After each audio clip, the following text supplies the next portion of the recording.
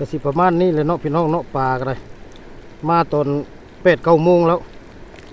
พอดีเดี๋ยวนี้ก็เริ่มเมื่อแล้วฮ้อนแดดพี่น้องเอ้ย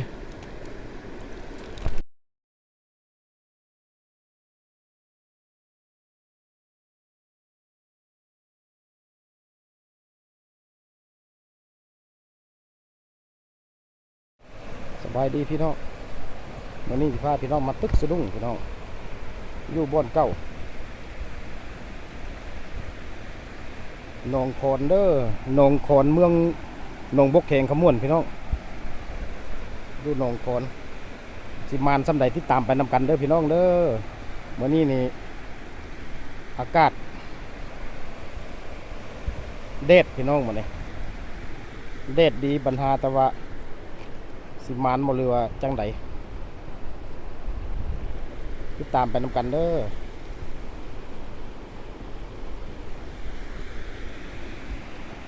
มาตึกสะดุ้งพี่น้องพาพี่น้องมาซอกอยู่หากินเหมือนเดิมพี่น้อง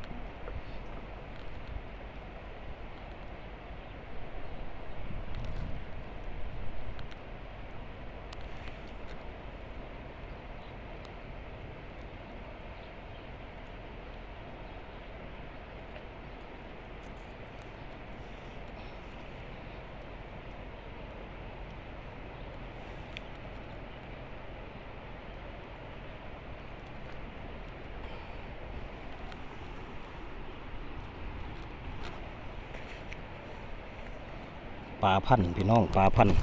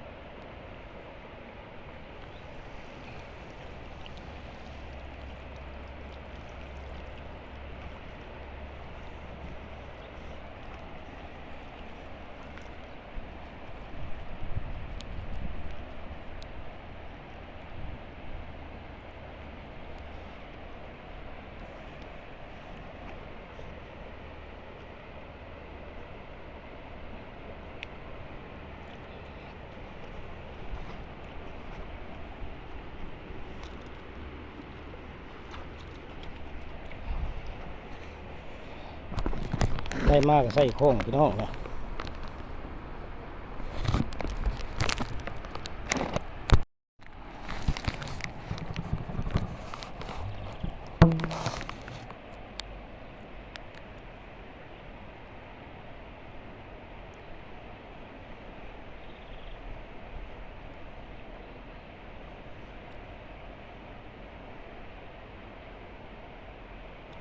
รุ่นนำกันแบบนี้เลยพี่น้องเลยสิมานหรือบ่มานก็ติดตามไปนำกันซอกอยู่หากินบางมือมันก็มานบางมือมันก็ได้น้อยบางมือก็ได้หลายเนาะพี่น้องเนาะจะเป็นของธรรมดา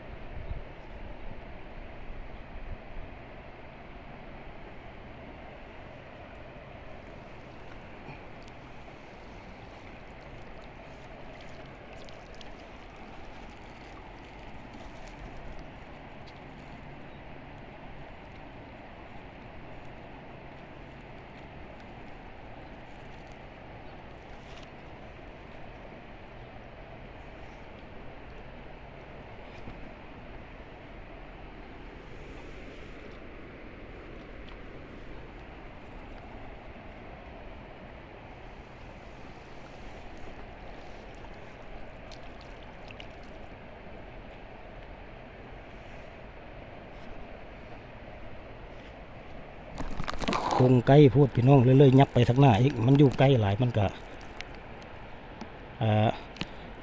เนี่ยมันบุทึกนะเลยปลุกยับไปทางหน้าอีกจังน้อย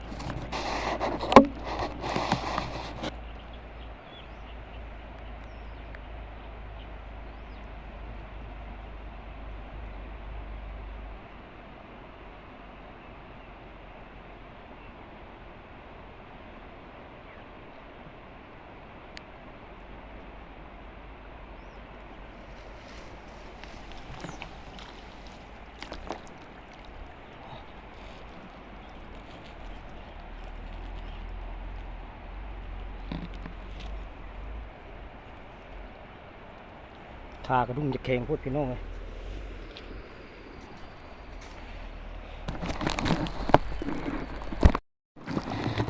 น้อง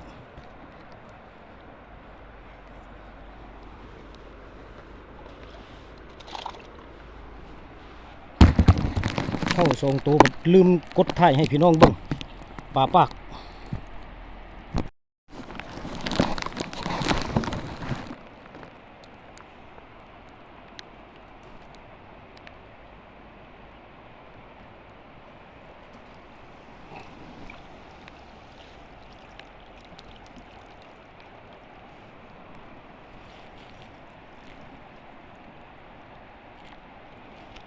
ได้ทรงตัวพี่น้อง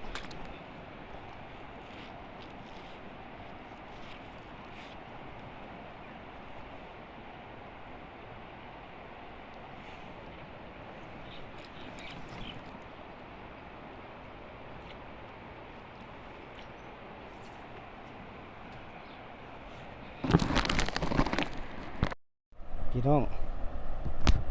สำหรับคลิปนี้ก็สิได้จบเพียงเท่านี้เนาะพี่น้องเนาะเพราะว่ามันก็เสี่ยงแน่พี่น้องเสี่ยงกับยันกล้องตกน้ำพี่น้องเป็นจังใดกันติดตามเด้อพี่น้องเด้อสิมีคลิปมาเรื่อยๆเพื่อเป็นกำลังใจเนาะจบเพียงเท่านี้เด้อแล้วที่ได้สำใดอีกกาสิได้ถ่ายลงไปอยู่ทางให้พี่น้องเห็นอยู่ทางหน้าแล้วที่ถ่ายลงไปอีกพี่น้องเพราะว่าคลิปนี้ก็ขอภาคพี่น้องลงเพียงเท่านี้เนาะบัดนี้เนาะสบายดีอยู่ดีมีแห้งเด้อ